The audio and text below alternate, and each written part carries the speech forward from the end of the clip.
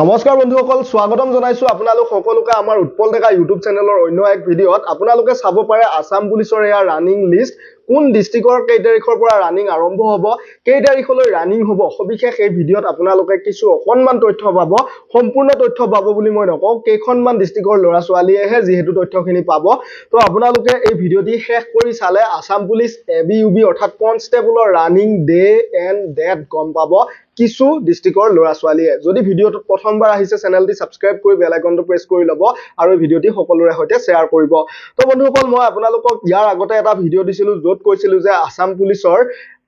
20 আগষ্টৰ পৰা ফিজিক্যাল আৰম্ভ হ'ব কিন্তু একদিন পিছৰ পৰা হ'ব অৰ্থাৎ কামৰূপ ৰুৰেলৰ 21 আগষ্টৰ পৰা ফিজিক্যাল আৰম্ভ হ'ব 2 ছেপ্টেম্বৰ 2024 লৈ ঠিক একেদৰে কামৰূপ মেট্ৰ নলবাৰী বৰপেটা বাক্সা ধুবুৰী কাছাৰ নগাঁও লখিমপুৰ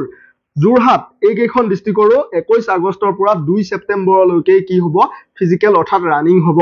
তাৰ পিছতে গোলাঘাট ডিব্ৰুগড় বঙাইগাঁও কোকৰাঝাৰ শিৱসাগৰ এই কেইখন ডিস্ট্ৰিক্টৰ 4 ছেপ্টেম্বৰৰ পৰা 16 ছেপ্টেম্বৰলৈকে কি হ'ব আসাম পুলিচৰ ফিজিক্যাল অৰ্থাৎ ৰানিং পিইটি পিএসটি হ'ব তো এতিয়া 15খন ডিস্ট্ৰিক্টৰ হে তথ্য আহিছে আৰু নেক্সট যেহেতু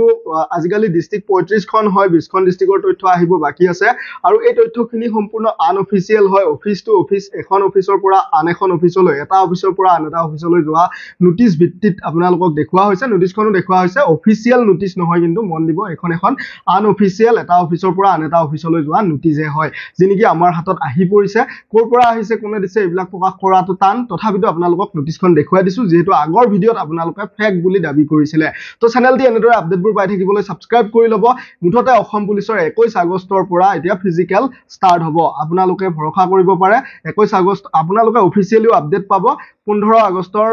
আগতে আপোনালোকে সকলো ধৰণৰ অফিচিয়েল আপডেট এডমিট কাৰ্ড আদি পাই যাব চেনেলটি সাবস্ক্ৰাইব কৰি বেল আইকনটো প্ৰেছ কৰি ল'ব ধন্যবাদ জয় আই অসম জয় হিন্দ